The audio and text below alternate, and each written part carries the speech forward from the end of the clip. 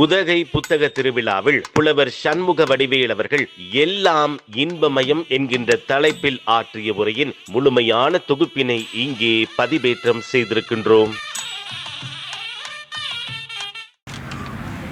பண்டித ஜவஹர்லால் நேரு நம்முடைய நாடு சுதந்திரம் அடைந்த போது முதலாக பிரதம மந்திரியாக வந்த மனிதர்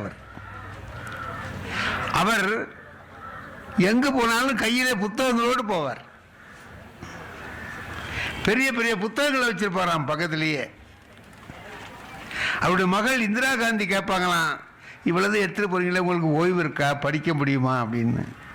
அதுக்கு நேரு சொல்வாராம், அது இல்லைம்மா, இதெல்லாம் என் பக்கத்தில் இருந்தால் அவங்கெல்லாம் எனக்கு துணையாக இருக்கிற மாதிரி இருக்குது அப்படிம்பாரு. அவங்கெல்லாம் என் கூட இருக்கிறது மாதிரி இருக்குது. ஓய்வு இருக்கும்போது எடுத்து படிச்சுக்கிறோம், அது வேற. அப்படி புத்தகங்கள் எப்போதும் நமக்கு வழிகாட்டக்கூடியவை. அந்த புத்தக திருவிழாவை 10 நாளாக மிக அருமையாக நடத்தியிருக்கிறீர்கள். நம்முடைய தமிழ்நாடு அரசும் மாண்புமிகு முதல்வர் அவர்களும் இந்த புத்தக திருவிழாவை நடத்துவதிலே ரொம்ப அக்கறை கொண்டிருக்கிறார். அதனாலே எல்லா மாவட்டங்களிலேயும் இது நடைபெறுகிறது. எல்லாமே ரொம்ப சிறப்பாக நடைபெறுகிறது. மாணவர்களுக்கு பெரிய பயன். நம்முடைய மாவட்ட ஊராட்சி மன்ற ஊராட்சி தலைவர் அவர்கள் சொன்னார்கள் இல்லையா, அவங்களுடைய 1.5 வயசு பேரன் செல்லு தான் பார்க்கறானே தவிர புத்தகம் படிக்க மாட்டான். 1.5 வயசு பையன் என்னத்தை பார்ப்பான்? ஆனால் அவனுக்கு பாருங்க செல்லு நல்லா தெரியுது. எல்லா பிள்ளைகளுமே அப்படிதான் இருக்கிறாங்க. அவங்க பிள்ளைங்க மாதிரி தான் எல்லாம் என்னுடைய பேர பிள்ளைகள் அப்படிதான் இருக்காங்க. அழுதுகிட்டு இருந்தா இதை கொடுத்தா நிறுத்திடுறான். அதில் பார்க்குறான், எல்லாமே அவனுக்கு தெரியுது. என் பேத்தி இருக்கா, இங்க எல்லாம் இன்பமயம்னு தலைப்பு கொடுத்துருக்காங்க. எனக்கு நினைச்சு பார்த்தோம்னா எல்லாத்தையும் உணர்ந்து பார்க்க தெரிஞ்சிருந்தா நம்முடைய எஸ்பி அவர்கள் வருகை இருந்திருக்கிறார்கள். அவர்களுடைய அன்பான வணக்கத்தை தெரிவித்துக் கொள்கிறேன். அவங்களுக்கெல்லாம் எவ்வளவு கடுமையான வேலை, மாவட்ட ஆட்சித்தலைவருக்கு எவ்வளவு வேலை, அதுக்கு இடையில் இங்கே வந்து உட்கார்ந்து இவைகளை ரசிப்பதற்கும் கேட்பதற்கும் வருகிறார்கள் என்றால் புத்தகத்தின் மீது உள்ள ஒரு விருப்பம், அதனாலே வருகிறார்கள். இப்போ என் பேத்தி என்ன செய்வா தெரியுமா? அவர் செய்யறது குறும்பா இருக்கலாம், ஆனால் அது எவ்வளவு மகிழ்ச்சியாக இருக்குங்கிறத நாம் அனுபவித்து பார்த்தா தான் தெரியும். நான் என்னமோ செஞ்சிட்டு இருக்கேன், என் பேத்தி வந்தா, தாத்தா இந்தா இதுக்கு இங்கு போட்டு கொடுன்னா, பேனாவுக்கு இங்கு போட்டு கொடுன்னா. அவங்க பள்ளிக்கூடத்தில் இந்த ஃபவுண்டன் பேனாவால் தான் எழுதணுமா, அதுக்காக நான் அதை வாங்கி இங்கெல்லாம் போட்டு தொடச்சி கையில் கொடுத்து எடுத்துகிட்டு போ, எழுதி பார்த்துக்கிட்டு போன்னு சொன்னேன். நல்லா எழுதுதான்னு எழுதி பார்த்துக்கிட்டு போன்னு. பக்கத்தில் இப்படி ஒரு பேப்பர் கிடந்ததுங்க, அதில் என்னமோ எழுதிட்டு அவள் ஸ்கூலுக்கு போயிட்டாள். நான் அதை கவனிக்கலை. அப்புறம் ஊருக்கு போகும்போது இந்த குறிப்புகள் எழுதுறதுக்காக பேப்பர்லாம் வச்சுருக்கோம்ல, அதெல்லாம் எடுத்து வச்சுக்கிட்டு திருச்சியில் பட்டிமன்றம், அதுக்காக நான் போகிறதுக்காக போகிறேன். நான் உட்கார்ந்தோடனே இந்த நடுவராக உட்கார்ந்தவர் சத்யசீலன், பேராசிரியர் சத்யசீலன் உட்கார்ந்தார். அவர் என்கிட்ட கேட்டார், சண்முக வடிவேல் ஒரு பேப்பர் கொடுங்க, குறிப்பு எழுதுறதுக்கு வேணும்னு கேளுங்க, கொடுங்கன்னார். நான் ஒரு பேப்பர் எடுத்து கொடுத்தேன்னா அவள் எழுதி வச்சுருந்தா பாருங்க, அதை நான் எடுத்துகிட்டு போயிட்டேன் கையில். அந்த பேப்பரை எடுத்து கொடுத்துட்டே நான் கவனிக்கலை என்ன இருக்குன்னு. அதை பார்த்துட்டு அவர் என்னை பார்த்து சிரிக்கிறார். ஏண்ணே என்னென்ன அப்படின்னு. உங்கள் பேத்தி உங்களை பற்றி கரெக்டாக தான் எழுதியிருக்காருன்னார். என்னன்னு வாங்கி பார்க்குறேன், எங்கள் தாத்தா ஒரு லூசுன்னு எழுதியிருக்கா. எங்கள் தாத்தா ஒரு லூசு பை சுடர்விழின்னு அவள் கையெழுத்து போட்டிருக்கா, எழுதி பார்த்துருக்கலாம். நான் வந்து கேட்குறேன், நீ இப்படி எழுதி வச்சிட்டியே, அந்த தாத்தா என்னை ரொம்ப கிண்டல் பண்ணுறாங்க, என்னை போன இடத்துல அவமானப்படும்படியாக வச்சுட்டியடி, நல்லா இருக்கா இது அப்படின்னு. நான் சும்மா தான் உன்னை லூசுன்னு எழுதினேன், ஆனால் நீ லூசு தாங்கிறத காட்டிவிட்ட பற்றியாருண்ணா. என்ன யாராவது பேப்பர் கேட்டாங்கன்னா எடுத்து கொடுக்கும்போது அதில் ஏதாவது எழுதியிருக்கான்னு பார்த்துட்டு கொடுக்க மாட்டேன். அதை பார்க்காம தானே கொடுத்தேன். இப்போ நீ லூஸா டைட்டான்னு கேட்குறா. இப்போ நம்ம என்ன பண்ணுறது? அதையும் ரசிக்க தான் நாம் தெரிஞ்சு வச்சுருக்கோம். இல்லை, குழந்தைகள் பேசுகிற பொழுது ரொம்ப மகிழ்ச்சியாக இருக்குது. அந்த குழந்தைகள் நல்லா பேசுது, நாமெல்லாம் அப்போ அப்படி பேசலையே, இந்த பிள்ளைகள் நல்லா பேசுதேங்கிறத பார்க்குற போது மகிழ்ச்சியாக இருக்குது. அதுக்கு என்ன செய்யணும்? அதுக்கு என்ன நம்மகிட்ட வேணும்னா ரசிக்கிற மனம் வேணும். எல்லாவற்றையும் ரசிக்கிற மனம் வேணும். இப்போ மனைவி ஒன்று சொன்னாங்க அப்படின்னா ஒரு கணவனாக இருக்கிறவனுக்கு அது ரசிக்கிற மனம் வேணும். ரசித்து பார்க்கணும். உடனே கோவப்படக்கூடாது. கோவப்படாமல் இருந்தாலே போதும். எனக்கு என் வாழ்க்கையில் நடந்தது ரொம்ப முக்கியமான ஒரு நிகழ்ச்சி. என் வாழ்க்கையில் ஒரு பெரிய மாற்றத்தை உண்டாக்குன நிகழ்ச்சி.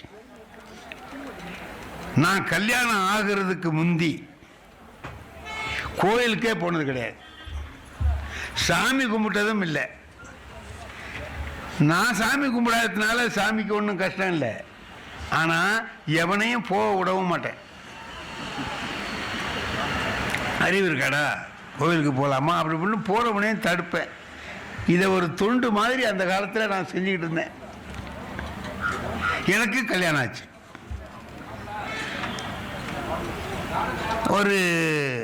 ஒரு வாரம் அந்த வர்றவங்களாம் என்ன பண்ணுவாங்கன்னா, அழைச்சிக்கிட்டு போகிறவங்களாம் கோயிலுக்கு போக சொல்லுவாங்க. கணவன் மனைவி 2 பேரையும் கோயிலுக்கு போங்கம்பாங்க. நான் சொல்லுவேன், நீ போயிட்டு வா, நான் இங்கே இருக்கேன், நீ போயிட்டு வான்னு சொல்லுவேன். ஏன் நீங்கள் வரலையா? எனக்கும் சேர்த்து நீயே கும்பிட்டுட்டு வா போ அப்படின்னு. ஒரு வாரம் ஓடிச்சு. அதுக்கப்புறம் என் மனைவி என்கிட்ட கேட்டாங்க, ஏங்க உங்களுக்கு கடவுள் பக்தி இல்லையான்னு கேட்டான். நான் இல்லவே இல்லைன்னு. எனக்கு இருக்கேன், நான் சாமி கும்பிடலாமான்னு கேட்டாங்க. நீ வேணா கும்பிடு, நான் கும்பிட மாட்டேன். நான் தினம் கோயிலுக்கு போயிட்டு இருந்தேன் எங்கள் ஊரில் இருக்கிற போது. அதுமாரி போகலாமான்னா, நீ போ, என்ன கூப்பிடக்கூடாது, நீ வேணா நீ போயிட்டு வா அப்படின்னு.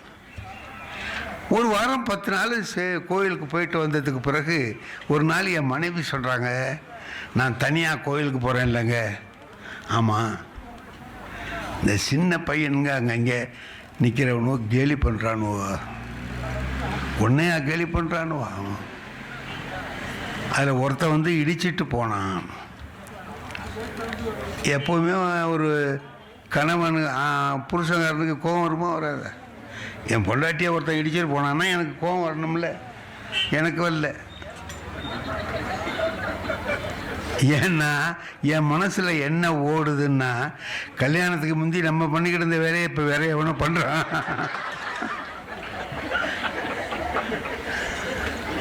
திருவள்ளுவர் கரெக்டாக சொல்லியிருக்கார், பிறருக்கு இன்னா முற்பகல் செய்யின் தமக்கு இன்னா பிற்பகல் தாமே வரும்.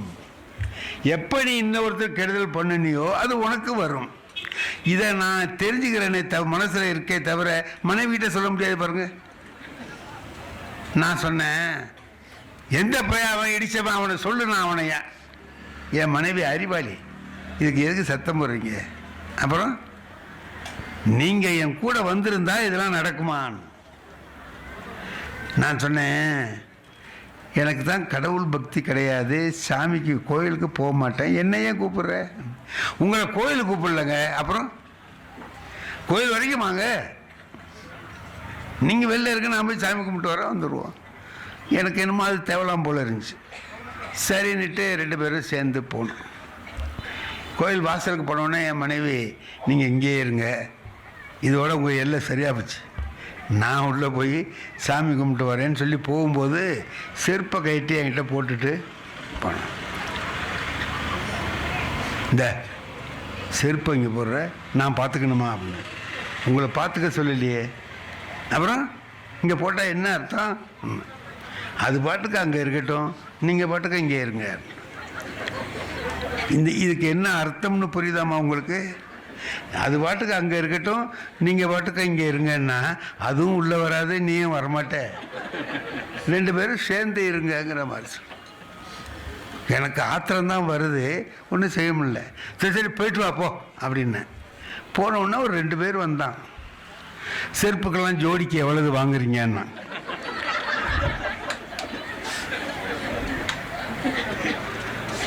ஆஹா நம்மளை செருப்பு பார்த்துக்கிற ஆளுன்னு அவன் முடிவு பண்ணிவிட்டான் அப்படின்னுட்டு, ஏயா என்னை பார்த்தா உனக்கு செருப்பு பார்த்துக்கிறவன் மாதிரியா இருக்கு அப்படின்னு, அதான் பார்த்துக்கிட்டு இருக்கியே அப்படின்னா, போயா அப்படின்னு.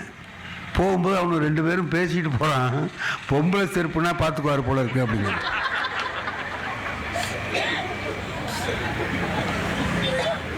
எனக்கா அவமானமாக தான் இருக்கு, ஒன்றும் செய்ய முடியல. வந்தவுடனே கேட்டேன், நீ பாட்டுக்கு போயிட்ட, வர்றவன்லாம் ஜோடிக்கு எவ்வளவுன்னு கேட்குறான், எனக்கு இந்த அவமானம் தேவையா, இங்கே கூட நிறுத்தி இப்படி பண்ணிட்டியே அப்படின்னு. அதுக்கு வருத்தப்படணும்லங்க, வருத்தப்படாதீங்க, நாளைக்கு நம்ம 2 பேரும் செருப்பை போட்டுட்டு உள்ளே போயிடுவோன்னு. எங்கே உள்ளேன்னா கோயிலுக்குள்ளே. நான் தான் கோயில் எங்க கல்யாண மண்டபத்துக்கு போகல, அதுமாரி நினச்சிக்கிட்டு சும்மா வாங்கலாம், உங்களை சாமியாக கும்பிட சொன்னேன், சும்மா வாங்க. சரின்னு மறுநாள் செருப்பை கொண்டு பாத்திரத்தை போட்டுட்டு கோயிலுக்குள்ளே போயிட்டோம். எனக்கு நான் அன்னைக்கு தான் பூஜை என்னன்னு பார்க்குறேன். கடைசியில் கற்பூரம் காட்டுறாங்க. என் மனைவி என்னை ஒரு இடி இடித்து எல்லாரும் என்ன பண்ணுறாங்கன்னு பாருங்க அப்படின்னா, எல்லாரையும் பார்த்தா கும்பிட்டுக்கிட்டு இருக்காங்க, நான் சும்மா இருக்கேன். நீங்கள் சும்மா இருக்கீங்க, அவங்களுக்கு பக்தி இருக்குது, கும்பிட்றாங்க, எனக்கு தான் அது இல்லையே, என்ன ஏன் கும்பிட சொல்கிற என்ன, அட இருந்தால் என்ன இல்லைன்னா என்ன, சும்மா கும்பிடுங்க. சும்மா எப்படி கும்பிட்றது என்ன?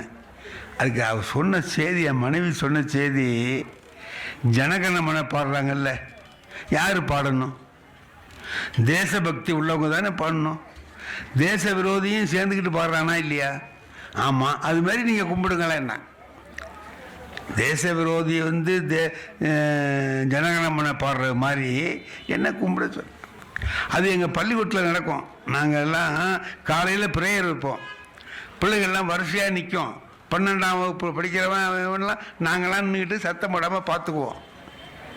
கடைசியில் ஜனகணமன பாடிட்டு தான் கிளாஸுக்கு பிள்ளைங்க போகும். அவன் பாடும்போது பார்க்குறேன், என் பக்கத்தில் நான் பார்த்துட்டு இருக்கிற இடத்துல பக்கத்தில் நிற்கிறவனுக்கு ஜனகணமன 12ஆவது படிக்கிறான், ஒரு வரி கூட தெரியல, ஜனகணமன தெரியல, தேச நாட்டுப்பண் பாடுறதுக்கு தெரியல, ஆனால் பாடுறான். என்னடா பாடுறான்னு காது கொடுத்தா கன கன கன கனன்னு கேட்குறான். கன கனவுலேயே தேசிய கீதத்தை முடிச்சுடுறான். கடைசியில் ஜெயகே ஜெயகேன்னு வர்ற போது நான் பிடிச்சவனை இங்கோட ஒரு இந்தியாவில் இருக்கிறவன் ஒருத்தன் தேசிய கீதம் தெரியாமல் இருக்கலாமாடா? தெரியலையே சார், என்ன பண்ணுறதுன்னா, 12 வருஷமாக காதில் வாங்குறியே, இந்நேரம் மனப்பாடம் ஆகிருக்குமேடா, இது கூட ஆவலியா உனக்கு, நாளைக்குள்ளே நீ மனப்பாடம் பண்ணுறதுன்னு சொல்லலை, பிச்சை எடுத்துருவேன் அப்படின்னு. நீங்கள் ஒரு செய்யுள் மனப்பாடம் பண்ண சொன்னீங்களே, அதை செய்யவா இல்லை இதை செய்யவா அப்படின்னா, அதாவது 2ல் 1 தான் செய்வாராம் அவர், இது வேணுமா அது வேணுமா, அந்த நினைப்பு எனக்கு வந்துட்டுது. நான் சொன்னேன், இப்போ நீ என்ன செய்ய சொல்கிற அப்படின்னு. கும்பிடுங்க. நான் அன்னைக்கு கும்பிட்டது தாங்க, இன்னும் அந்த கையை எடுக்கலை. அப்படியே எதுக்கு சொல்கிறேன், நான் பெரிய பக்தனாக போயிட்டேன்னு அதுக்கு அர்த்தம் இல்லை. அப்படி படிக்க ஆரம்பித்த பிறகு எனக்கு என்ன லாபம் கிடைச்சதுன்னு கேளுங்க. அதுக்கு பிறகு தான் நான் பக்தி இலக்கியத்தையே படிக்கிறேன், தேவாரம் திருவாசகமே அதுக்கு பிறகு தான் நான் படிக்கிறேன். அப்போ தான் எனக்கு தெரிஞ்சது, அதுலேயே முக்காவாசி பக்தி இலக்கியங்கள் தமிழை அப்படியே நம்மகிட்ட கொண்டு வந்து கொட்டுது. தமிழில் பாதி அங்கே தானே இருக்குது, இதை நாம் இவ்வளவு நாள் இழந்துட்டு இருந்தோமே அப்படின்னு சொல்லி என்னை நினைக்க வச்சது. இப்போது இதை நான் எதுக்கு சொல்கிறேன்னு தெரியுமா? இப்போ ஒரு குடும்பத்துக்குள்ளே கணவன் மனைவி 2 பேர் இருக்கிறோம். ஒருத்தர் மாற்றுறது திருத்துறது நான் எப்படி அப்படின்னா, என்னுடைய மனைவி செஞ்ச மாதிரி செஞ்சா திருந்துறவனுக்கு வருத்தம் இல்லாமல் திருந்துருவான். கஷ்டப்படுத்தி என்னை நீ மரியாதையா சாமி கும்பிடுறியா இல்லையா அப்படின்னு என்னை கேட்டிருந்தா நான் கும்பிட்டுருப்பேனா? என்னமோ அழைச்சிக்கிட்டு போய் கோயில் வாசலில் நிறுத்தி மறுபடியும் உள்ளே அழைச்சிக்கிட்டு போய் பக்குவமாக கொண்டு போய் திருத்தின முறை இருக்கு பாருங்க, அது கணவன் மனைவி கையாள வேண்டிய சிறந்த முறை. கடுமையாக திருத்தினா முடியுங்களா? இந்த பாருங்க, எங்கள் ஊரில் ஒரு பொண்ணு கல்யாணம் ஆகி எங்கள் ஊருக்கு வந்துச்சு. சாயந்தரம் வரவேற்பு எல்லாம் முடிஞ்சதுக்கு பிறகு ஒரே வேர்த்து விறுவிறுத்து ஒரு ரூமில் போய் உட்காந்து ஃபேன்லாம் போட்டுக்கிட்டு ஆசுவாசப்படுத்திக்கிட்டு உட்காந்துருக்கு. எய்த்த வீட்டில் ஒரு 15 வருஷத்துக்கு முந்தி கல்யாணம் ஆன பொண்ணு ஒருத்தி வந்தா. இங்கே வந்து இவங்கள தங்கச்சி, நீ இன்னைக்கு தான் எங்கள் ஊருக்கு வந்திருக்க. ஆமாம் ஆமாக்கா, அன்னைக்கு தான் வந்திருக்கேன். உனக்கு நான் சில செய்தியெல்லாம் சொல்கிறேன், கேட்டுக்கோ. சொல்லுங்கக்கா. புருஷனை எப்பவும் கையிலேயே வச்சுக்கணும்னு. அது எப்படியாக்கா கையிலேயே வச்சுக்க முடியும்? அவர் கடத்தருக்கு போக மாட்டாரா அப்படின்னா, போடி பைத்தியம் குடி. கையிலேயே வச்சுக்கணும்னா கையிலேயே வச்சுக்கணும்னு இல்லை, நம்ம சொல்கிறது அவர் கேட்குற மாதிரி வச்சுக்கணும். அது எப்படி சொல்லுங்க அப்படின்னா, நான் செஞ்ச மாதிரி செய்.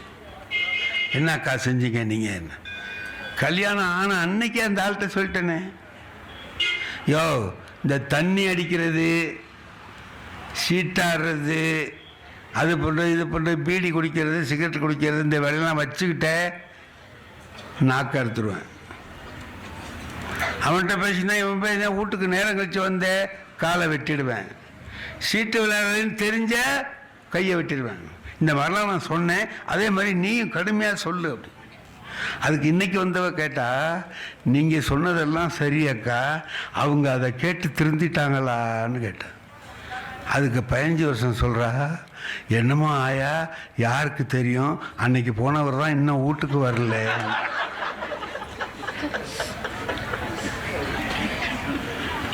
இப்போ இன்றைக்கி வந்தவ கேட்டால், நீங்கள் சொல்லி தான் அவர் கேட்காம ஓடி போயிட்டாருங்கிறீங்க, எனக்கும் அதே யோசனையை சொல்கிறீங்களே ஏன்னு கேட்டா. இல்லை நான் ஒண்டியாக இருக்கேன்ல, நீயும் வந்தீங்கன்னா ஒரு பேச்சு துணைக்கு சௌகரியமாக இருக்கும். அப்படி யாராலையும் திருத்த முடியாது இல்லையா?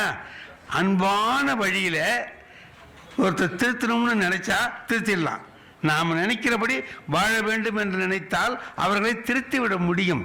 நாமெல்லாம் சில சமயத்தில் என்ன நினச்சிட்டு இருக்கிறோம் தெரியுமா? இந்த காலத்தில் பிள்ளைங்கள்லாம் கெட்டு போயிட்டானுவோ, ஒரு பயிலும் நல்லா இல்லை, அப்படி அப்படின்னு எதிர்மறையாகவே பேசிகிட்டு இருக்கோம். இருக்காங்க, அருமையாக இருக்காங்க, அருமையான பிள்ளைகள் இருக்காங்க. அதுவும் நான் என்னுடைய வாழ்க்கை அனுபவத்தையே சொல்கிறேன். பள்ளிக்கூடங்களுக்கு போய் நான் பேசுகிற பழக்கம், பெரிய ஸ்கூல்லலாம் போய் பேசுவேன். சென்னையில் ஒரு பெரிய ஒரு 6000-7000 பிள்ளைகள் படிக்கிற பள்ளிக்கூடம். அதில் இந்த இலக்கிய மன்றத்தில் பேசுகிறதுக்காக என்னை கூப்பிட்டுருந்தாங்க. போனேன். இந்த பிள்ளைகளுக்கு வேடிக்கையாக இருக்கட்டும்னு நான் ஒரு கதை சொல்லுவேன். இந்த 3வது 4வது புஸ்தகத்தில் நான் சொல்கிற கதை இல்லை, அது நம்ம இப்போ உள்ள இளைஞர்கள் செஞ்ச வேலை தான் சொல்ல போகிறேன். அதில் விறகு வெட்டி கதைன்னு ஒரு கதை இருக்கும். ஒருத்தன் விறகு வெட்டுறான், ஆற்று ஓரமாக நீட்டு வெட்டுறான். அவன் வெட்டிக்கிட்டு இருந்த கோடாலி ஆற்றுல வந்துருச்சு. அவனுக்கு நீச்சல் தெரியாது, ஆறு ஆழமாக இருக்கு. அழுகுறான், ஐயோ கோடாலி போனால் எனக்கு வாழ்க்கையே போச்சு, நான் என்ன பண்ணுறது, எப்படி நான் வெட்டுவேன் கொள்வேன், அழுகுறான். அப்போ ஒரு தேவதை வருது. அந்த ஆற்றுலேருந்து ஒரு தேவதை வந்து, ஏன்டா அழுகுறேன்னு கேட்குது. இதுமாரி கோடாலி விழுந்துட்டுது. அதானே, அதுக்கு ஏன் அழுகுற, இங்கே வயிறு அப்படின்ட்டு உள்ள போய் ஒரு தங்கத்தில் கோடாலி கொண்டாந்து கொடுக்குது. இதுதான் உன்னுடைய பாரு. அவன் ஏழை தான், சாப்பாட்டுக்கே கஷ்டப்படுறவன் தான். ஆனால் அவன் பார்த்து உண்மையே பேசணுங்கிறதுக்காக இது என்னோட இல்லைன்ட்டான். அப்புறம் போய் ஒரு வெள்ளி கோடாலியை கொண்டாந்து காட்டுது, இது உன்னோடையா, இதுவும் இல்லைன்ட்டான். அப்புறம் 3வதாக அவனுடைய இரும்பு கோடாலியை கொண்டாந்து காமிச்சு, ஆமாம் இதுதான் என்னோட. என்ன நீ உண்மையே சொன்ன, 3ஐயும் நீயே வச்சுக்கோ. இதாங்க கதை முடிஞ்சு போச்சு. புஸ்தகத்தில் இருக்கிற கதை இதோடு முடிஞ்சு போச்சு. 3வது 4வது புஸ்தகத்தில் இந்த கதை இருக்கு. அதாவது உண்மையே பேசணும், பொய் சொல்லக்கூடாது, வறுமையில் இருந்தாலும் உண்மையே பேசணுங்கிறத காட்டுறதுக்காக அந்த கதையை வச்சுருக்காங்க. அது நல்ல கதை. இதை இப்போ உள்ள இளைஞன் என்ன பண்ணியிருக்கான், அந்த கதையையே வளர்த்துறான். இப்போ பொன்னியின் செல்வன் 2 வந்திருக்கு பாருங்க. அதுமாரி இவன் என்ன பண்ணான், விறகு வெட்டி 2 போட்டான். போட்டு அதை எப்படி டெவலப் பண்ணுறான்னு பார்த்தீங்கன்னா, இதை கொண்டு போய் அவன் வீட்டில் கொடுக்குறான். இந்த 3 கோடாலியையும் அவன் மனைவிக்கு கோவம் வந்துட்டு, திருடிட்டு வந்தியான்னு கேட்குறான். இல்லை இல்லை, இந்த மாதிரி தேவதை வந்து, தேவதையாவது வர்றதாவது என்ன பொய் சொல்கிற, எங்கேயோ திருடி இருக்கிற நீ, ஏழ்மையை கண்டு பயந்துடக்கூடாது, திருடக்கூடாது, நேர்மையாக இருக்கணும் நீ பண்ண. இல்லை நான் அப்படி தான், தேவதைன்னா அப்போ எனக்கு இது காட்டுது தேவதையே, நீ வா நாளைக்கு வா அப்படின்னு. மறுநாள் அழைச்சிக்கிட்டு போகிறான். இந்த இடத்துல தான் தேவதை வந்துச்சு, நீ இங்கேயே நில்லு, நான் விறகு வெட்டிக்கிட்டு இருக்கேன்னு சொல்லிட்டு போய் விறகு வெட்டுறான். இப்போ தவறி போய் அவள் விழுந்துட்டான் ஆற்றுல ஓரத்தில் நின்று இருந்த. நேற்று கோடாலி விழுந்துச்சு, இன்னைக்கு பொண்டாட்டி விழுந்துட்டான். இப்போ இவன் என்ன செய்வான், ஓன்னு அழுகுறான். இப்போ உள்ள இளைஞன் எதுனா ஒரு இந்த கதை அழுத உடனே தேவதை வருதுல்ல, வந்துட்டுது. ஏன்டா அழுகுற, என் பொண்டாட்டி விழுந்துட்டா அப்படின்னு. அதுக்கு அழுகுற அப்படின்ட்டு உள்ளார போயிட்டு அங்கேருந்து வந்து நயன்தாராவை கொண்டாந்து காட்டுது. இதான் அவன் பொண்டாட்டியா பாருன்னு. இந்த பையன் என்ன பண்ணான், ஆமான்ட்டான். ஆமாம் இதுதான்ட்டான். இப்போ தேவதைக்கு கோவம் வந்துருச்சு. இல்லை, நேத்தி நல்லவனாக இருந்த, யோக்கியனாக இருந்த, தங்கத்தை காமிச்சேன் இல்லைன்ன, வெள்ளியை காமிச்சேன் கிடையாதுன்ன, இன்னைக்கு ஒரு அழகான பொண்ணை காமிச்ச உடனே இவதான் என் முண்டாட்டிங்கிறிய, கெட்டு போயிட்டியா, ஒரே நல்ல வீணாக போயிட்டியா நீ அப்படின்னு. அதுக்கு அவன் சொன்னான், வீணாவெல்லாம் போகல, உன்னை பற்றி எனக்கு தெரியாதா, நீ முதல்ல நயன்தாராவை தான் கொண்டாந்து காட்டுவேன், நான் இல்லைம்பேன், சும்மா இருக்க மாட்டேன், நீ தமன்னாவை கொண்டாந்து இதான் பாருன்னு கேட்பேன், இல்லைம்பேன், அப்புறம் என் முன்னாட்டியை கொண்டாந்து காட்டுவேன், இதாம்ப உண்மையே சொன்னேன், 3ஐயும் வச்சுக்கம்ப. நான் ஒன்று வச்சுக்கிட்டே படாத பாடு படுறேன். அதனால தான் ஏதோ வந்ததோடு போவோம்னு சொல்லிட்டு சொன்னான்னு இப்போ உள்ளவன் எழுதியிருக்கான். இந்த கதையை இப்போ உள்ள பையன்கள் இப்படி எழுதுறாங்கன்னு பையன்களுக்கு சொல்லலாம்னு நினச்சி சொல்கிறேன். எனக்கு வந்து இப்போ உள்ள நடிகை பேர்லாம் தெரியாது. இந்த 2 பேர் இப்போ சொல்கிறேன் பாருங்க, இது என் பேத்தி எனக்கு எழுதி கொடுத்தது. இந்த இந்த 2ஐயும் சொல்லு சரியாக இருக்கும்னா அவள் எழுதி கொடுத்தது. இதில் வந்து அந்த ஸ்கூலில் பேசுகிற போது முதல்ல நயன்தாரா சொல்லிட்டேன், அடுத்தது தமன்னான்னு சொல்லணும்ல, மறந்துட்டேன்.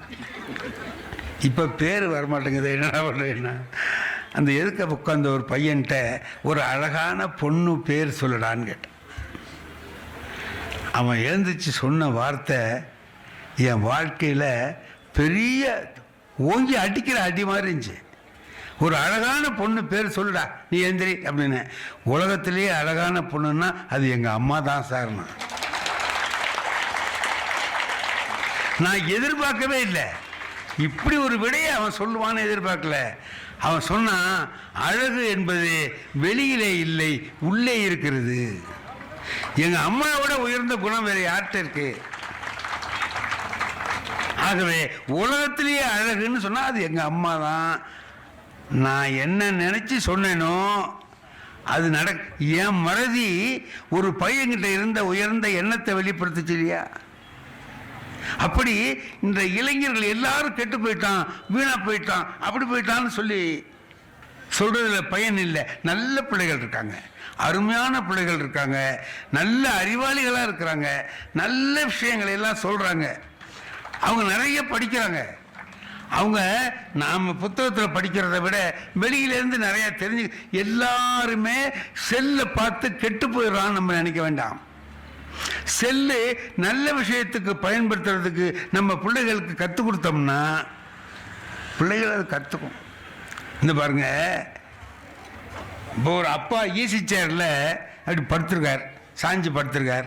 இந்த பக்கத்தில் 10ஆம் வகுப்பு படிக்கிற பையன் படிச்சுக்கிட்டு இருக்கான், இந்த பக்கத்தில் 2ஆம் வகுப்பு படிக்கிற பையன் படிச்சுட்டு இருக்கான். இந்த 2ஆம் வகுப்பு படிக்கிறவன் கேட்குறான் அப்பா கிட்ட, அப்பா அண்ணன் புத்தகத்தை பார்க்குறேன், அதில் ரொம்ப படம் இல்லை, என் புத்தகத்தில் நிறைய படம் இருக்க, அணில் அப்படின்னு போட்டிருக்கான், ஒரு அணில் படம் போட்டிருக்கேன், மயில்னு ஒன்று போட்டிருக்கான், மயில் படம் போட்டிருக்கான். அண்ணன் புஸ்தகத்தில் அப்படிலாம் படம் இல்லையே, ஏன் அப்படின்னா அதுக்கு இவர் என்ன சொல்லணும்? உனக்கு இப்போ தான் கற்றுக்கிற மயில்னா எப்படி இருக்கணும்னு காட்டணும், அதுக்காக அதெல்லாம் போட்டு காமிக்கிறாங்க. அண்ணனுக்கு அதெல்லாம் தெரிஞ்சிட்டனால விஷயத்த சரி சொன்னால் போகிறோம்னு இப்படி ஒரு விவரமாக சொல்லாமல் சின்ன பையதானேன்னு நினச்சிக்கிட்டு அவர் என்ன பண்ணிட்டாரு, நீ முண்டம், உனக்கு படம் போட்டால் தான் தெரியும், அண்ணன் அறிவாளி, படம் இல்லாமலே தெரிஞ்சுக்குவான் அப்படின்னு சொன்ன உடனே நான் முண்டமான்னு கேட்டான். ஆமாம் விட்டா. ஒரு 15 நாள் கழிச்சு அந்த ஊரில் பஞ்சாயத்து போர்டு எலெக்ஷன் வந்துடுச்சு. பேலட் பேப்பரை அடித்து எடுத்துக்கிட்டு வந்து வீட்டில் எல்லாருக்கும் காட்டுறாங்க. அந்தந்த கேண்டிடேட்லாம் இதில் குத்துங்க, இதில் குத்துங்க, ஒருத்தர் அணிலில் குத்துங்க, ஒருத்தர் கிணத்துல போடுங்கிறாரு, ஒருத்தர் எண்ணெய் சட்டியில் போடு, என்னமோ ஒன்று காட்டுற கேணியில் போடுன்னு சொல்கிறார். இந்த பைய பார்த்துக்கிட்டே இருந்தான். அப்பா அது என்னன்னா, இது எங்களுக்குள்ளே உள்ளது, உனக்கு ஒன்றும் இல்லை, சும்மாடுறான்னு. அவன் போயிட்டார். என்னமோ ஒன்று காமிச்சு என்னமோ சொன்னாங்களே. ஆமாம், எலெக்ஷனில் நிற்கிறாருடா, நின்னா அவருக்கு கேணி சின்னம், அந்த கேணியில் போடுங்கன்னு சொல்லிட்டு சொல்கிறாரு. ஆமாண்ணா, அது சரி, நான் தான் முண்டம், படம் போடுறான், உனக்கும் படம் போடுறானே ஏன்னா? அதுக்கு அந்த அப்பா சொன்னான், நீ சின்ன முண்டம், நான் பெரிய முண்டன்டா. பிள்ளைகள்கிட்ட நல்ல வார்த்தைகள் சொல்லணும். தப்பான வார்த்தைகளை அறிமுகப்படுத்தினோம்னா அந்த பிள்ளை நாளைக்கு நம்மளை கேட்பான்ல.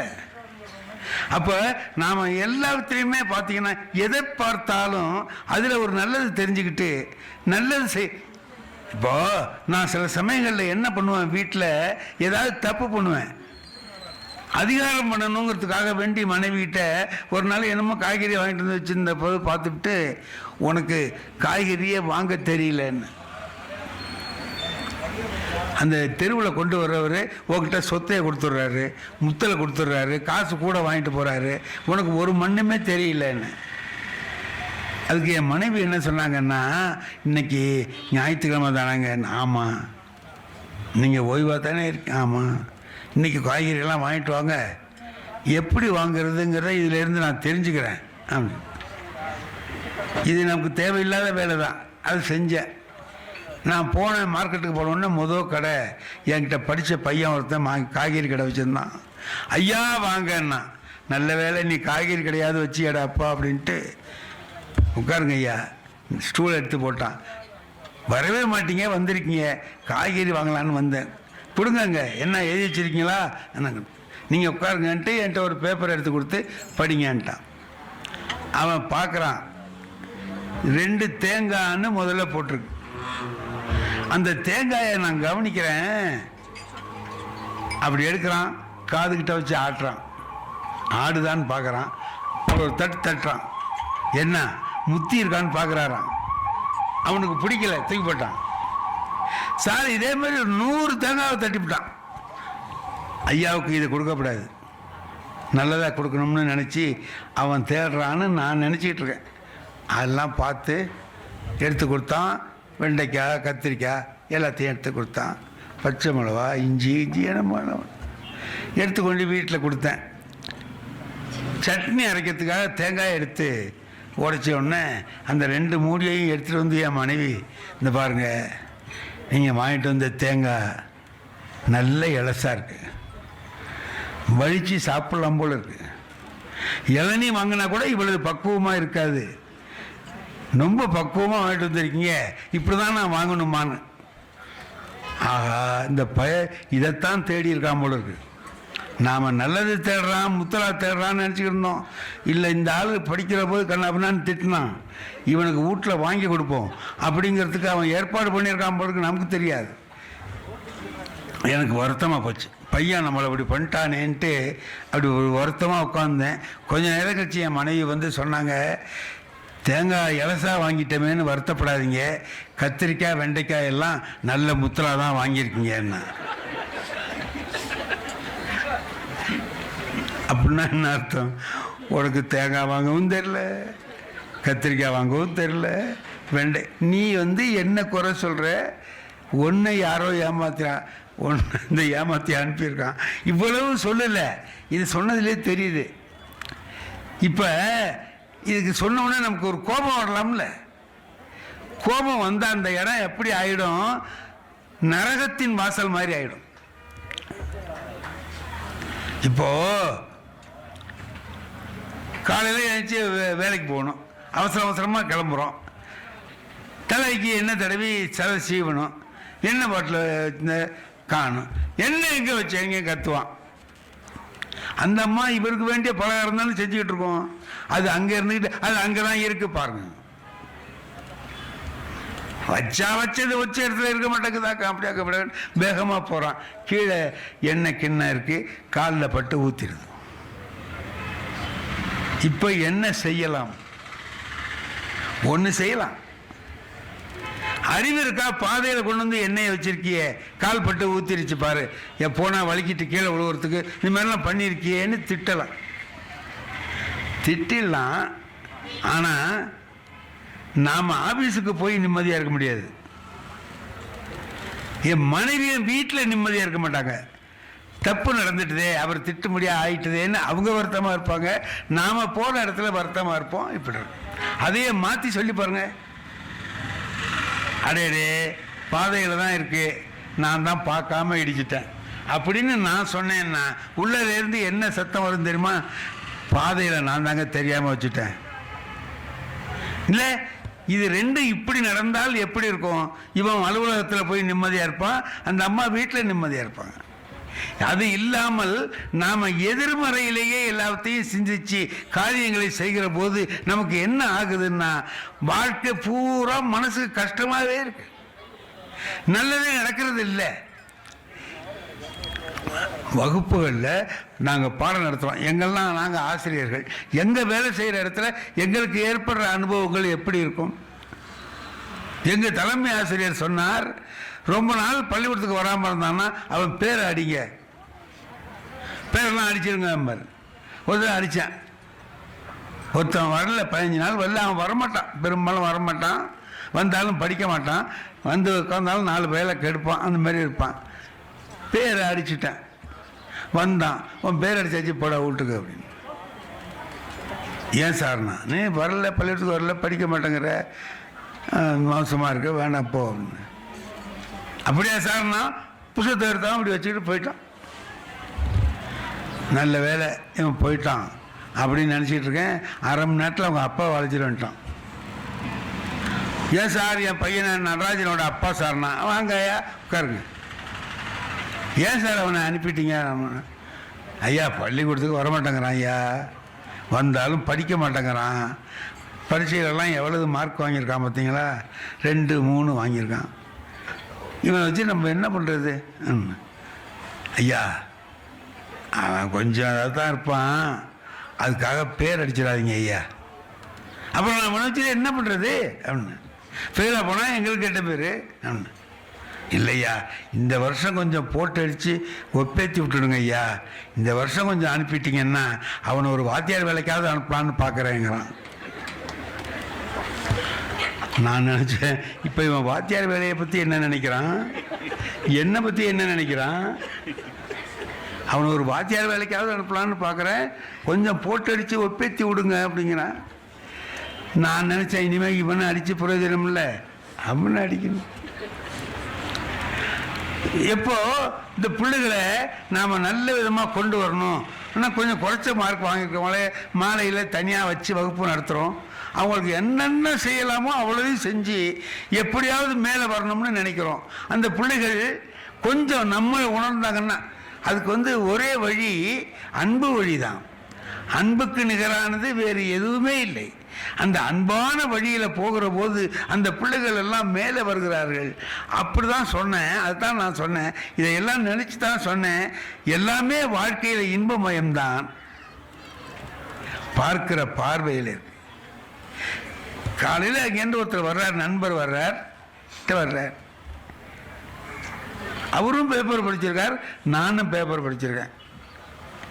அந்த உடனே உட்காந்து அந்த பாருங்க, ஒரு பையன் 4 பேரை வெட்டியிருக்காங்க அப்படிமா. ஒருத்தன் மாமியாரையே கொலை பண்ணிடலாம் அப்படின்னு ஒரு 7 செய்தி கொன்னது கெட்டது கொண்டது இதெல்லாம் சொல்லுவேன். ஏயா அந்த பேப்பர்லேயே இந்த ஓரத்தில் ஒரு பொண்ணு படித்து 600க்கு 600 மார்க் வாங்கியிருக்கு பார்த்தியா? 600க்கு 600 இது வரைக்கும் யாராவது வாங்கியிருக்காங்களா? வாங்கியிருக்கு. அந்த பொண்ணு எவ்வளோ நல்லா படிச்சிருக்கும். அதுவும் அந்த பேப்பரில் தானே அந்த செய்தியும் இருக்கு. ஏன் உன் கண்ணில் நல்ல செய்தி பட மாட்டேங்குது, கெட்ட செய்தியாக ஏன் படுது? நம்ம பார்வை எல்லாமே நடக்குது உலகத்தில். நல்லதும் நடக்குது, கெட்டதும் நடக்குது. நாம் என்ன செய்கிறோம்? நல்லதை எடுத்துக்கிட்டு அதை எப்படி மேலே நம்ம எப்படி முன்னேற்றி கொள்ளலாம் அப்படின்ட்டு நாம் போகணும். இந்த பிள்ளைகள்லாம் நிறைய பேர் வந்திருக்கீங்க. ஒன்றே ஒன்று தான், ஒரே ஒரு விஷயம்தான். மகாபாரதத்தில் ஒரே ஒரு இடம், அருமையான இடம். எல்லாருக்கும் வில்வித்தை சொல்லி கொடுத்துட்டார் துரோணாச்சாரியார். எல்லாரும் படிச்சுட்டான். ஒரு நாள் டெஸ்ட் வைக்கிறார் எல்லாருக்கும். இங்கே வாங்கப்பா எல்லாரும் வில்லு எடுத்துக்கங்க, அம்பை வச்சுங்க. ரெடியாக வச்சுக்கிட்டீங்களா? வச்சுக்கிட்டேன். இங்கே வந்து நில்லுங்க. அதோ பாருங்க, என்ன அந்த மரத்தில் ஒரு பருந்து பொம்மை வச்சிருக்காரு. அந்த பருந்தினுடைய கண்ணை காமிச்சார். இந்த கண்ணுக்கு உங்கள் அம்பை விடணும். அம்பெல்லாம் குறி வச்சுக்கோங்க அப்படின்னா எல்லாரும் குறி வச்சுக்கிட்டான். ஒருத்தனையா கூப்பிட்டார், இங்கே வா துரியோதனா வா, குறி வச்சுட்டியா? வச்சுட்டேன். இது என்ன அப்படின்னு மரத்தை பார்த்து காமிச்சார். மரம்னா. இலையை காமிச்சு கேட்டார், இலைன்னா. பூவை காமிச்சு கேட்டார், பூன்னா. காயை காமிச்சு கேட்டார், காயின்னா. ஓரமா நில்லுன்ட்டார். பத்தியா, நான் எல்லாமே கரெக்டாக சொல்லிட்டேன். நான் தான் முதல்னு நினச்சிக்கிட்டு போய் நிற்கிறான். அதுமாரி எல்லாரையும் கூப்பிட்றார், 100 பேரையும் கூப்பிட்றார், எல்லாரையும் கூப்பிட்றார், காமிக்கிறார். குறி வச்சுட்டியான்னு கேட்குறாரு. வச்சுட்டேன்னா. இது என்னன்னா மரம்னா. இலையை காமிச்சு என்னன்னா எல்லாம் சொன்னான். கடைசியில் அர்ஜுனன் வந்தான். அர்ஜுனா குறி வச்சுட்டியா?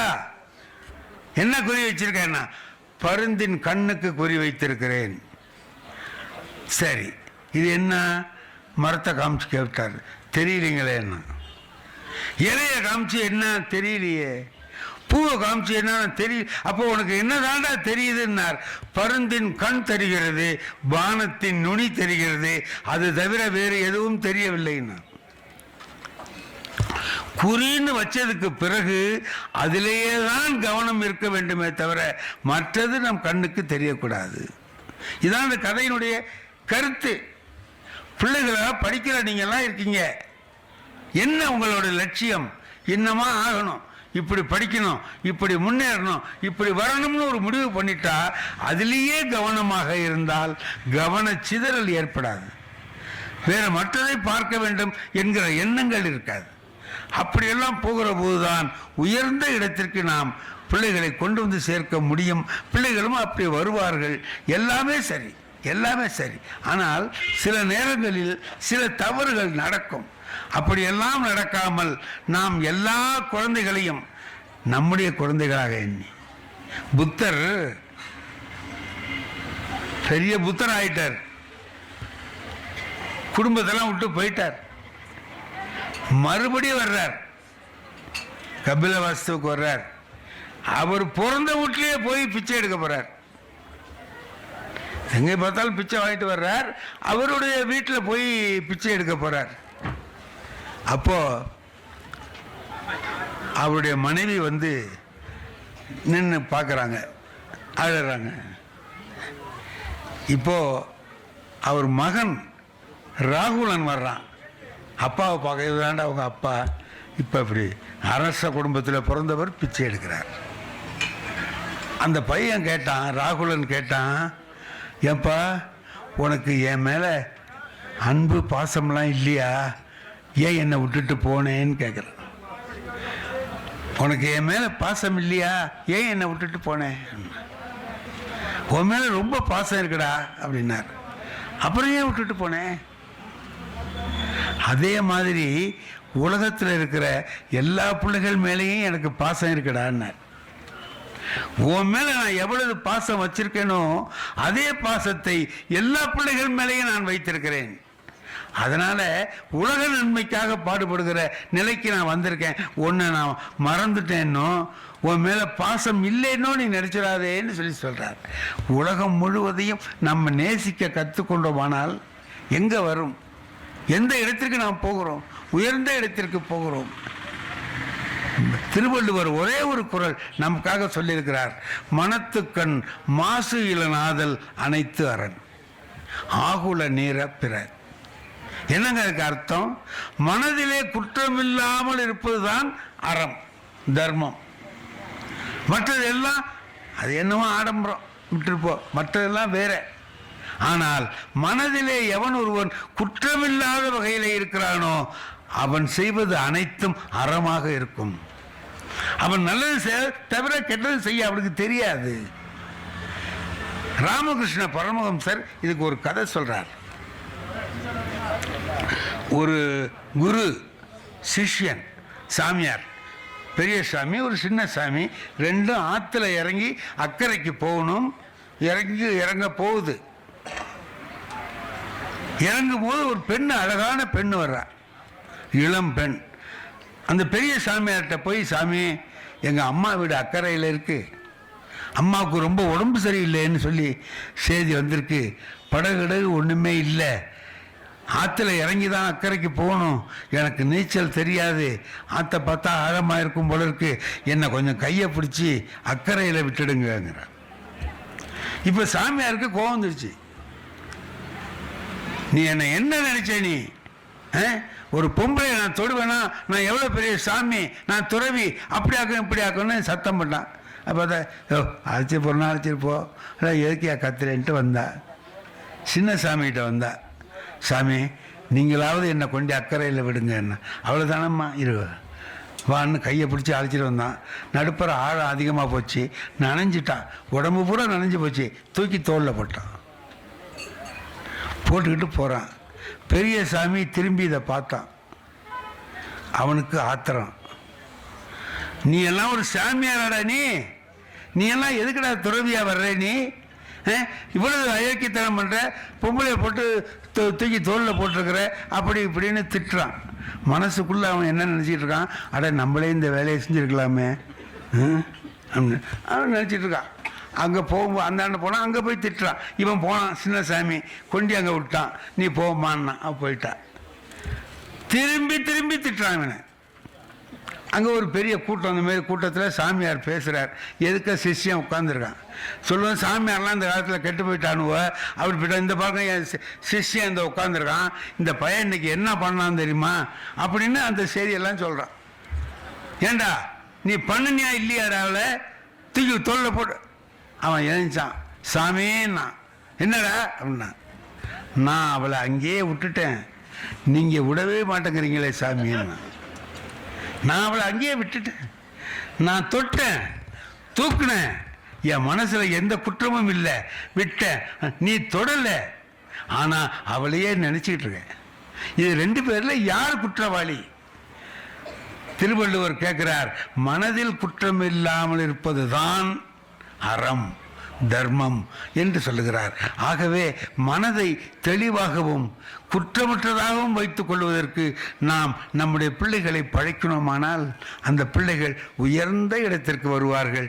நாம் எதிர்பார்க்கிற இந்த இந்தியா எப்படி வரணும்னு நாம் நினைக்கிறோமோ அதில் நம்முடைய தமிழ்நாடு இருக்குதுங்களே, சிறந்த பண்புகளை கொண்ட நாடு, சிறந்த பண்புகளை கொண்ட நாடு.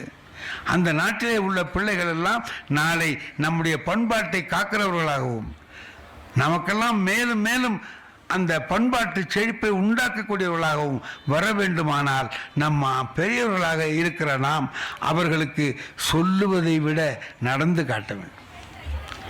நாம் நடக்கிறத தான் அது எல்லாமே அவனுக்கு தெரியும். இப்படி தான் நடக்கணும், இப்படி நாம் நடந்து கொள்வது தான் நேர்மை முறை என்று கற்றுக்கொள்வார்கள்.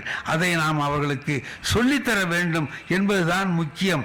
அவ்வாறு செய்வதற்கு நம்முடைய பெரியவர்கள் எல்லோரும் நாம் எல்லாரும் முதல்ல தெளிவாக இருந்தோம்னா நம்முடைய பிள்ளைகள் நல்லவர்கள். கொண்டு வந்து பிள்ளைகளை சேர்க்கும்போது அந்த காலத்தில் சொல்லுவாங்க, களிமண்ணை கொடுத்துருக்கேன் உங்கள் கையில். ஆசிரியர்கள்ட்ட சொல்லுவாங்க பெற்றோர்கள், களிமண்ணை கொடுத்துருக்குறேன், இதை நீ தெய்வ சிலையாகவும் செய்யலாம், குரங்காகவும் செய்யலாம். அது உங்கள் கையில் இருக்குது. என் பிள்ளைய உயர்ந்த நிலைக்கு கொண்டு வாங்க ஐயா அப்படின்னு சொல்லி ஒப்படைப்பாங்க. ஒரு ஆசிரியனுக்கு அந்த பொறுப்பை கொடுப்பாங்க. நாம் அந்த பொறுப்பை ஏற்றுக்கொண்டு தான் இவைகளை எல்லாம் செய்கிறோம். ஆகையினால ஆசிரியர்களாகிய நாம் நம்முடைய பொறுப்பை உணர்ந்து இந்த குழந்தைகள் நம்முடைய கையிலே ஒப்படைக்கப்பட்ட இளம் சிறார்கள், இவர்களை மூத்த குடிமக்களாக, நல்லவர்களாக, பண்பாடு உள்ளவர்களாக ஆக்க வேண்டிய பொறுப்பு நம்மிடம் இருக்கிறது. அப்போ யார் யார் சேர்ந்துக்கணும்? பெற்றோர்களும் சேர்ந்துக்கணும், ஆசிரியர்களும் சேர்ந்து கொள்ள வேண்டும். 2 பேருமா சேர்ந்து இந்த குழந்தைகள் வந்திருக்கிறவர்கள் எல்லாரையும் உயர்ந்த நிலைக்கு கொண்டு வர வேண்டும். அதுதான் நம்முடைய கையிலே இருப்பது. ஆசிரியராக இருக்கிறவர்களுக்கு நான் நினச்சிக்குவேன், நான் ஒரு வாத்தியார். ஒரு பையன் என்கிட்ட படித்தான், அவன் நல்லா படிக்கலை, கடைசியில் வந்தான், பரிச்சை எழுதினான், ஃபெயிலாக போயிட்டான். எங்கள் வீட்டுக்கு வந்தான், ஐயா நான் தான் ராமலிங்கம். வாய்யா, என்ன ஒன்று தெரியாதா சொல்றிய? ஏய்யா பரிச்சை எழுதினே, நான் என்ன ஆனேன்னு நீங்கள் ஏதாவது கவலைப்பட்டீங்களோன்னா? ஆமாப்பா, என்னடா ஆனே? போயிட்டு சார், கணக்கில் போயிட்டு சார், 1 மார்க் சார், ஒரே மார்க் சார். எனக்கு வருத்தமாக போச்சு. திருத்தினவர் 35 மார்க்குக்கு 34 மார்க்கை போட்டு ஃபெயில் ஆக்கி விட்டாரு. அந்த 1 மார்க் சேர்த்து போட்டிருந்தா புள்ள பாஸ் ஆகிருப்பானே அப்படின்ட்டு மார்க் ஷீட்டை வாங்கி பார்த்தா 1 தான் வாங்கியிருக்கான். என்னடா 1 தானடா வாங்கியிருக்கேங்கிறேன், நான் தானே சொன்னேங்கிறான். நான் என்ன சொன்னேன்? கணக்கில் போயிட்டு 1 மார்க்குன்னு. நீங்களாம் 34 நினச்சிங்கன்னா நான் என்ன சார் பண்ணுறதுன்ட்டு. சரிடா இப்போ என்ன பண்ணலான்னு அதான் உங்களை கேட்க வந்திருக்கேன், என்ன செய்ய? எழுது, மறுபடியும் அதை எழுது. எழுதலாம் சார், 4 தடவை எழுதலாம் சார், 4 தடவையும் அதே 1 மார்க் வாங்குறோம். எப்படா கரெக்டாக ஒரு மார்க்கை வாங்குறேன்னு. அதுக்கு அவன் சொல்கிறான், அந்த திருத்துறவருக்கு சைபர் போட தெரியாது போல இருக்கு சார், அதனால் 1 போடுறாரு. இல்லைன்னா நான் 1 வாங்குறதுக்கு எந்த நியாயமும் இல்லை, என்னமோ 1 போட்டுக்கிறாரு அவர் அப்படின்னு சொல்லி சொல்கிறான். சரிடா, என்ன இப்போ நீங்கள் இதை பார்த்து சொல்லுங்கள் சார், எழுதுங்கிறீங்க, நான் எழுதுகிறேன், ஃபெயில் ஆகுறேன், இப்படி சொல்லாதீங்க, கொஞ்சம் நல்லா யோசித்து சொல்லுங்கண்ணா. இனிமேல் நீங்கள் எழுத வேணாண்டா, இப்போ தான் நீங்கள் கரெக்டாக சொல்கிறீங்க. என்ன செய்யன்னா, எங்கேயாவது ஒரு கடையில் வேலைக்கு சேர்ந்துக்கோ. ரொம்ப நாளாக அப்பா கிட்ட பணம் வாங்கியிருக்கேன், ஒரு 10 ரூபா சம்பாரிச்சு உங்கள் அப்பாவுக்கு கொடுற. நல்ல யோசனை சொல்கிறீங்க சார், எங்கேயாவது ஒரு கடையில் வேலை வாங்கி கொடுங்கண்ணா. இந்தரே, எங்கேயாவது வேலை வாங்கினா என்னையே கேட்குறியடா அப்படின்னு. உங்களை நம்பி தானே சார் நான் இருக்கேன், எங்கேயா பாருங்கன்னு. திருச்சியில் 2 லாரி வச்சுருந்தாருங்க ஒருத்தர், 2 லாரி. நான் போனேன்னா எங்கேயாவது பேசிட்டு வந்தேன்னா பஸ்ஸுக்கு வந்து அங்கே நிற்பேன். அவர் ஒரு ஸ்டூல் எடுத்து போடுவார், உட்காந்துருப்பேன். பஸ்ஸு வர்ற வரைக்கும் வந்தால் நிறுத்தி என்னை ஏற்றி விடுவார். நல்ல மனுஷன், எனக்கு உதவியாக இருப்பார். நான் அவர்கிட்ட உட்காந்துருக்கும் போது ஒரு நாள் சொன்னேன், இந்த ராமலிங்கம்னு ஒருத்தன் இருக்கான், என்ன எங்கேயாவது வேலை வாங்கி கொடுக்க சொல்கிறான். நான் என்ன எம்ப்ளாய்மெண்ட் ஆஃபீஸாக வச்சுருக்கேன், அவனுக்கு சொல்கிறேன், கேட்க மாட்டேங்கிறான். நீங்கள் தான் வாங்கி கொடுங்கங்கிறான். உன் கம்பெனியில் ஏதாவது சேர்த்துக்கையான்னு. ஐயா நானே 2 லாரி வச்சுருக்கேன், நான் என்ன ஐயா வேலை கொடுக்க முடியும்? கிளீனர் வேலைக்கு வருவான் ஐயான்னார். வருவான், நான் சீட்டு கொடுத்து அனுப்புகிறேன், சேர்த்துங்கன்னு அனுப்பினேன். போயிட்டான். எனக்கு அப்போ ஒரு 7-8 வருஷம் அந்த பக்கம் போகிற வேலை இல்லை, நின்றுட்டேன். திருச்சியிலேருந்து ஒருத்தர் சொன்னார், ராமலிங்கம்னு ஒரு பையன் திருச்சியில் இருக்கிறான், அவன் உங்கள்கிட்ட படித்தவனான்னு கேட்டார். ஆமாம் ஆமாம், என்ன விஷயம்னு. அவன் இப்போ எப்படி இருக்கான்னு தெரியுமா உங்களுக்குன்னார். தெரியாதே, 10 லாரி சொந்தமாக வச்சுருக்கான் சார்னார். அவசரப்பட்டு கை தட்டிடுறாங்க, கை தட்டிட்டு அப்புறம் நம்ம தான் கஷ்டப்படணும். ஏன்னா இவனுக்கு போய் கை தட்டலாம் அப்படின்னு. 10 லாரி சொந்தமாக வச்சுருக்கான் அப்படின்னா. என்னது 10 லாரி வச்சுருக்கானா? கணக்கில் 1 மார்க் வாங்கினா இல்லையா 10 லாரிங்கிற. நான் அந்த அவர்கிட்ட இல்லை 2 லாரி வச்சுருந்தாரு, அவர்கிட்ட தானே அவனை நான் கிளீனராக சேர்த்தேன் அப்படின்னு. சேர்த்திங்கல்ல, அவரே இப்போ இவங்ககிட்ட தான் கிளீனர் வேலை பார்க்குறாருன்னு. அப்போ அவன் சேர்க்குறப்ப சொன்னான், எங்கேயாவது ஒரு வேலை வாங்கி கொடுங்க ஐயா, பாக்கியை நான் பார்த்துக்கிறேன்னா. வேலை வாங்கி கொடுங்க, பாக்கியை பார்த்துட்டான். அவரை பார்த்து இவன் 10 லாரி ஓனர் ஆயிட்டான், சரி தொலைலாம் போ அப்படின்னேன். அவர் அதுக்கு சொல்லலை. எதுக்கு சொன்னேன் தெரியுமா சார்?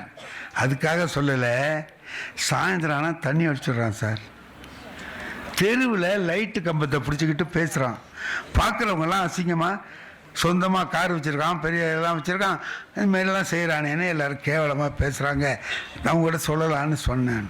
வருத்தமாக தான் இருக்குது பைய அப்படின்ட்டு. இந்த ராமலிங்கம் ஒரு நாள் திருவாரூருக்கு வந்திருக்கான், நான் இருக்கிற ஊருக்கு. இதே போல் அங்கே பஸ் ஸ்டாண்டுக்கு பக்கத்துலேயே எங்கேயோ கடையில் அடிச்சுட்டான் போல இருக்கு. அவனுக்கு இந்த பந்த காலை கண்டா பிடிச்சிக்குவான், பிடிச்சிக்கிட்டா கிட்ட பேசுவான். ஒரு நல்ல உயர்ந்த காரை நிறுத்தி விட்டு இந்த மாதிரிலாம் செய்கிறான்னா 10 பேர் வேடிக்கை பார்க்குறான், சுற்றி நின்று வேடிக்கை பார்க்குறான். அப்போ நான் சைக்கிளில் கடத்தருக்கு போகிறேன், ராமலிங்க கண்ணில் நான் பட்டுட்டேன். ஐயாண்ணா, அடே ராமலிங்க சவுண்டு மாதிரி இருக்கேன், ராமலிங்கம்மா அப்படின்ட்டு போகிறேன். என்னமா சொன்னான்னு இவ்வளோ எப்படி இருக்கான்னு ஆடிக்கிட்டு இருக்கான். நீ வாங்கய்யா வாங்கய்யான்னா இப்படி கிட்ட போனேன்ல, உடனே சொன்னான், ஐயா நான் இன்னைக்கு இந்த நிலைமையில் இருக்கேன்னா அதுக்கு நீங்கள் தான் காரணம்னா. பக்கத்தில் நிற்கிறவன்லாம் சொல்கிறான், யோ ஒரு வாத்தியாராக இருந்து ஒருத்தனை குடிகாரன் ஆக்கியிருக்கிய உருப்படியா நீ. நான் அதில் ஒரு பாடத்தை கற்றுக்கிட்டேன். என்னன்னு கேட்டிங்கன்னா, என்கிட்ட படித்த பிள்ளை நல்லா இருந்தான்னா அதை எனக்கு பெருமையாக சொல்லுவான். அதே போல் அவன் குடிகாரனாக போயிட்டான்னா வாத்தியார் கெட்ட பேர் தான். என்னையா சொல்லி கொடுத்த பிள்ளைக்கு கேட்பாங்களா இல்லையா? ஆகவே நம்மகிட்ட படிக்கிற பிள்ளைகளை கல்வியில் பெரியவர்களாக ஆக்குவதை விட இன்னொரு கடமை நமக்கு இருக்கிறது, அவர்களை பண்பாடு உள்ளவர்களாக மாற்றும், சிறந்த குணங்கள் உள்ளவராக மாற்றுவது. இதையெல்லாம் செய்யக்கூடிய கடமை நமக்கு இருக்கிறது. வெறும் பாடத்தை போதிப்பது மட்டுமல்ல, என்னுடைய மாணவன் நல்லா இருக்கான், என்ற படித்த பிள்ளைகள் பண்பாடு உள்ளவர்களாக இருக்கிறார்கள், அவர்கள் எல்லாம் நல்ல குணம் உள்ளவர்களாக இருக்கிறார்கள் என்று சொல்லுகிற பொழுது ஒரு ஆசிரியர் தான் ஆசிரியராக ஆனதை நினைத்து பெருமைப்படலாம். யாருக்குமே இல்லாத மரியாதை ஒரு வாத்தியாருக்கு இருக்கு சமுதாயத்தில். நீங்கள் இன்னைக்கு கொஞ்ச நாள் கழிச்சு இங்கே வந்தீங்கன்னா உங்களுக்கு தெரியாதுமா. ஒரு 15 வருஷம் கழிச்சு கலெக்டரம்மா வந்தாங்கன்னா எங்கேயோ பார்த்த மாதிரி இருக்கேன்னு சொல்லுவாங்களே தவிர கலெக்டரம்மான்னு தெரியாது. ஆனால் நான் 100 வருஷம் கழிச்சு போனாலும் சார் போறாருமா பிரியமா இருப்பான். டெல்லியில் தமிழ் சங்கத்தில் பேசுறதுக்கு போயிருக்கேன். நாங்கள் முன்னாடி போய் உட்காந்துட்டோம். அதுக்கு பிறகு யாரோ ஒருத்தர் உள்ள வர்றார், எல்லாரும் எழுந்திரிச்சு அவரை மரியாதை பண்ணுறாங்க. அப்போ அவர் ஏதோ ஒரு மரியாதையான இடத்துல இருக்கிறவர்னு தெரிஞ்சுக்கிட்டேன். மேலே வந்தவர் மேலே ஏறி வந்தவொடனே என்ன காலை தொட்டு கும்பிட்றார். எல்லாரும் அவருக்கு மரியாதை கொடுக்குறான், அவர் எனக்கு மரியாதை கொடுக்குறாரு. எனக்கு அவர் யாருன்னு தெரியல. ஐயா என்னங்க ஐயா இந்த மாதிரி பண்ணுறீங்க என்னன்னு. நான் உங்களோட தான் ஐயா படித்தேன், திருவாரூருக்கு பக்கத்தில் மாங்குடி, இங்கே செக்ரட்டரியாக இருக்கிறேன், அதனால் என்ன எல்லாரும் இங்கே பண்ணுறாங்க, அப்படி நான் வந்ததுக்கு நீங்கள் தானே ஐயா காரணம்னார். அப்போ நமக்கு எப்படி இருக்குது? ரொம்ப பெருமையாக இருக்குது, நல்லா இருக்குது. அதே மாதிரி யாராவது நம்மகிட்ட படித்தவன் நல்லா இல்லைன்னா வருத்தமாக இருக்கு. ஆகவே நாம் எல்லோருடைய கவனமும் எல்லாரையும் உயர்ந்த இடத்திலே கொண்டு போய் வைத்து நம்முடைய பிள்ளைகளை எல்லாரும் பாராட்டும்படியாக வச்சு பார்க்கறது இருக்க ஒரு வாத்தியாருக்கு அதை விட பெரிய மகிழ்ச்சி உலகத்தில் வேறு எதுவும் இல்லை. என் குடும்பத்தில் வறுமை இருக்கலாம், எது வேணாலும் இருக்கலாம், எல்லாத்தையும் விட என்கிட்ட படித்த பிள்ளை நீ கலெக்டராக இருக்கிறார், இவர் எஸ்பியாக இருக்கார், ஐபிஎஸ்ஸாக இருக்கிறார். ஐபிஎஸ் முருகன்னு ஒருத்தவங்க இருக்காங்க ஐபிஎஸ், அவங்க எங்கேயோ இந்த ஐஜியாக இருக்காங்க. அவங்க ஒரு தானே திருவாரூர் என்கிட்ட படித்தவர். அவர் என்ன சொல்லுவார், லெட்டர் எழுதுவார், ஆசிரியர் தினத்தில் மரியாதை சொல்லுவார், அப்பப்போ பேசுவார். அதெல்லாம் கேட்குற போது நமக்கு நம்மகிட்ட படித்தவங்க நல்லா இருக்காங்க அப்படிங்கிற ஒரு எண்ணம் வருது. நாம் பார்த்து நாம் உருவாக்குகிற பிள்ளைகள் எல்லாரும் நன்றாக இருக்கிறார்கள் என்று சொன்னால் நமக்கு ரொம்ப அது கௌரவமாக இருக்கும். வாழ்க்கையில் ஒரு 10 லட்ச ரூபாய் எனக்கு கிடைச்ச மாதிரி இருக்கும். ஒரே ஒரு பிள்ளையை பார்த்தோம்னா, ஐயா நான் இந்த மாதிரி இருக்கேன் அப்படின்னு சொன்னார்னா எனக்கு அது கௌரவமாக இருக்கும். அந்த கௌரவத்தை நீங்கள் எல்லோரும் அடைய வேண்டும். இருக்கிற பிள்ளைகள் எல்லாரும் உயர்ந்த உயர்ந்த நிலைமைக்கு போக வேண்டும். உங்களுடைய ஆசிரியர்கள் உங்களாலே பெருமை அடைய வேண்டும். நீங்கள் உங்கள் ஆசிரியர் சொல்லி அப்துல் கலாம் ஒரு காலத்தில் வரும்போது என்ன பண்ணிட்டு இருந்தாருன்னா, செயின்ட் ஜோசப்ஸ் காலேஜில் நான் படித்தேன்னு சொன்னார். திருச்சியில் செயின்ட் ஜோசப்ஸ் காலேஜில் நான் படித்தேன் அப்படின்னு சொல்லி அது பெருமைப்படுவார். அதுக்கு பிறகு அவர் பெரிய விஞ்ஞானி ஆகி குடியரசுத் தலைவராக ஆனதுக்கு பிறகு செயின்ட் ஜோசப்ஸ் காலேஜ் சொல்லுது, இவர் எங்கிட்ட படித்தார் அப்படின்னு. அப்போ பாருங்க, அவர் அந்த காலேஜால் அவர் பெருமை அடைந்தார்.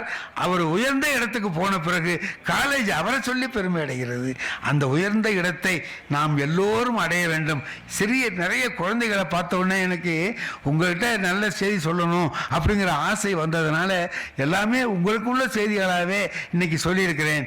எல்லாவற்றையும் நினைத்து பார்த்தீர்களானால் எல்லாம் இன்பமயமாக இருக்கும். துன்பமே இல்லை. அப்பரடிகள் திருநாவுக்கரசரை கைது பண்ணி அழைச்சிட்டு போறதுக்கு வர்றான். பல்லவ மன்னன் ஆள் அனுப்புறான். வந்து வான்னு கூப்பிடுறாங்க. அப்ப அவர் சொல்றார், யாமாருக்கும் குடியல்லோம்னு சொல்லிட்டு கழித்து சொல்றார், இன்பமே துன்பம் ஒரு நாளும் இல்லை. என்னைக்கு எனக்கு இன்பம் தாண்டா, துன்பமே. பாரதியார் எல்லா கஷ்டங்களையும் அனுபவிச்சார். சாப்பிட சோறு இல்லை, அரிசி இல்லை. ஆனா அவர் என்ன பாடினார் தெரியுமா? எத்தனை கோடி இன்பம் வைத்தாய் இறைவா. இன்பமா வச்சான், அவருக்கு துன்பம் தான் வச்சிருக்கிறான். அவர் என்ன செய்வார் தெரியுமா? ஒரு மனுஷன் நடக்கிற மாதிரி அவர் நடக்க மாட்டார். அவர் மனைவி தான் பாவம், என்ன பாடுபட்டாங்களோ அந்த அம்மா. ஜூவுக்கு, திருவனந்தபுரம் ஜூவுக்கு போறார். அவர் அங்கே சிங்கத்தை பார்த்தவொடனே சொல்றார், நீ காட்டுக்கு ராஜா, நான் பாட்டுக்கு ராஜா. சிங்கத்துக்கிட்ட கேட்குமா?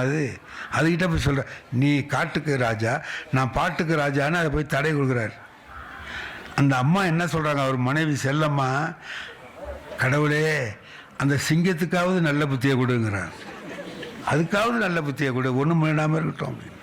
அதனால ஒரு உயர்ந்த அவ்வளவு கஷ்டத்தில் இருந்தாலும் கூட எத்தனை கோடி இன்பம் வைத்தாய் இறைவா என்று சொல்லுகிற மனநிலை.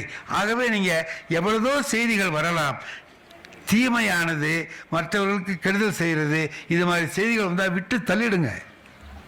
நல்ல நல்ல செய்திகள் ஏராளம் வருது. அவைகளை எல்லாம் படித்து அப்படி நாமும் வர வேண்டும் என்று நினைத்து மேலே வர வேண்டும். நீங்கள் எல்லாரும் நிறைய கூட்டம் இருக்கிறத பார்த்தோன்னே நான் என்ன நினச்சேன் தெரியுமாம்மா? கச்சாமுச்சான்னு பேசிகிட்டு இருப்பாங்க, நம்மளால் பேச முடியாதுன்னு அருமையாக கேட்குறாங்க.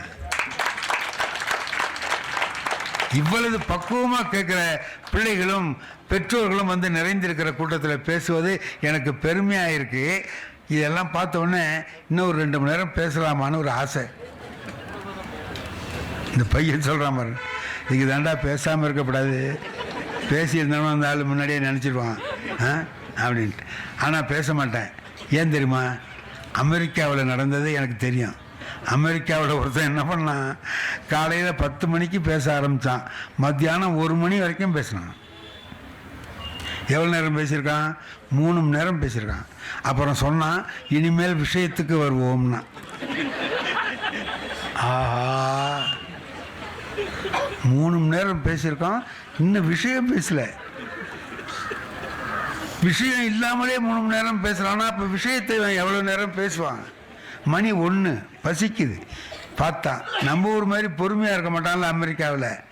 அங்கேருந்து மேடையில் ஏறி ஒருத்தன் வந்தான், பேண்ட்டு பாக்கெட்டில் கையை விட்டு எடுக்கிறான், துப்பாக்கி எடுத்து இப்படி மேஜை மேலே வச்சுட்டு பேசுகிறவரை பார்த்தான். கை கால்லாம் ஆட ஆரம்பிச்சிட்டுது. இந்தரே வேணாம்னா சொல்லு, நிறுத்திடுறேன், அதுக்காக நீ துப்பாக்கியெல்லாம் எடுக்காத அப்படின்னா. யோ நீ பேசியா, நீ இப்போ தான் விஷயத்துக்கு வந்திருக்க, பேசு. நீ ஒன்று சுட மாட்டேயா, பேசு. அப்புறம் எதுக்கு வச்சிருக்கேன்னா, ஒன்று சுடுறதுக்கு இல்லைடா. அப்புறம் ஒன்று ஒரு பேச்சாளன்னு ஒருத்தர் கூப்பிட்டு வந்தார் பாரு, அம்மா சிரிக்கிறாங்க. அவங்களுக்கு இவரை ஒரு பேச்சாளர் கூப்பிட்டு வந்தி அப்படின்ட்டு அவங்களுக்கு தானே கொண்டு வந்திருக்க துப்பாக்கின்னா. அதனால் நம்மளை கூப்பிட்டதுனால யாருக்கும் எந்த கெடுதலும் வந்துவிடக்கூடாது. ஆகையினால் இந்த அளவிலே நிறைவு செய்கிறேன். இந்த பதிவை குறித்து உங்களுடைய கருத்துக்கள் வரவேற்கப்படுகின்றன. மறவாது ஐ தர்மபுரி சேனலை சப்ஸ்கிரைப் செய்து பாருங்கள். இந்த நாள் இனிய நாளாக அமைய வாழ்த்துகின்றோம்.